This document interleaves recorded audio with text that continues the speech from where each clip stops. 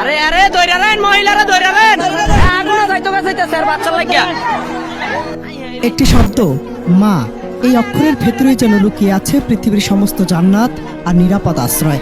যে মানুষটি নিজের জীবনের বিনিময়েও সন্তানকে আগলে রাখতে দ্বিধা করেন না, আজ আমরা সে মাতৃত্বের এক চরম ও করুণ রূপের মুখোমুখি।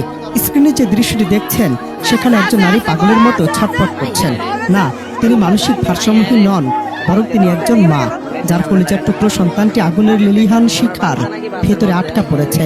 কুমিল্লার দাউদকান্দির তপ্ত দুপুরে যখন বাসের চাকা আর আগুনের শিকা একাকার হয়ে গিয়েছিল, তখন এই মায়ের আর্তনাদে ভারী হয়ে ওঠে আকাশ বাতাস। ভাবুন তো, এই দৃশ্য শুনবার সাধ্য আছে কার? আগুন যাইতো বাঁচাইতেছে আর বাচ্চা লাগিয়া সময়টি ছিল গেল শুক্রবার, ঘড়ির কাঁটায় দুপুর 12:15। সাধারণ মানুষের ব্যস্ত জীবন যখন ছুটির মেজাজে, ঠিক তখনই দাউদকান্দিতে ঘটে গেল সেই ভয়াবহ দুর্ঘটনা।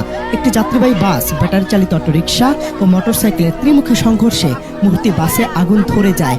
চারদিকে কালো ধোঁয়া আর মানুষের বাঁচার আকুতি। সে নরককুণ্ড থেকে মা কোনো মতে প্রাণে বেঁচে বের হতে পারলেও আগুনের ভয়াল গ্রাস থেকে ছিনিয়ে আনতে পারেননি তারা আদরের সন্তানকে। মুহূর্তের মধ্যে আনন্দময় যাত্রা পরিণত হলো এক বিভীষিকাময় শ্মশানে, যেখানে আগুনের উত্তাপের চেয়েও একজন মায়ের বুক ফাটা চিৎকারের তীব্রতা ছিল অনেক বেশি। এই ভয়াবহ অগ্নিকাণ্ডে দগ্ধ 2 শিশুসহ 4 জন প্রাণ হারিয়েছেন। ভাবুন তো, যে সন্তানকে 10 মাস 10 দিন গর্ভে ধারণ করে মা পৃথিবীতে আনলেন, সে সন্তানকে চোখের সামনে আগুনে পুড়তে দেখার যন্ত্রণা সহ্য করার সাধ্য কার আছে? আগুনের শিকা হয়তো নিভে গেছে, কিন্তু এই মায়ের বুকের ভেতরে যে আগুন জ্বলে উঠেছে, তাকে কখনো নির্বাপিত হবে? সাইবার দুনিয়া ভাইরাল হওয়া এই দৃশ্যটি আমাদের চোখে আঙুল দিয়ে দেখিয়ে দেয় যে পৃথিবীর সব ভালোবাসা একদিকে, আর মায়ের নিঃস্বার্থ ত্যাগ ও ভালোবাসা অন্যদিকে।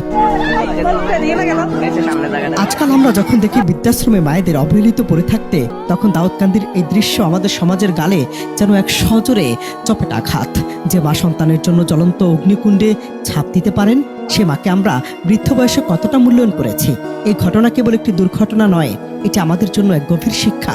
মায়ের মূল্য বেঁচে থাকতেই দিতে শিখুন। যদিও পরবর্তীতে সে সন্তানটি বেঁচে আছে কিনা নাকি মৃতদের মধ্যে সে সন্তান একজন, তা নিশ্চিত করতে পারিনি আমরা।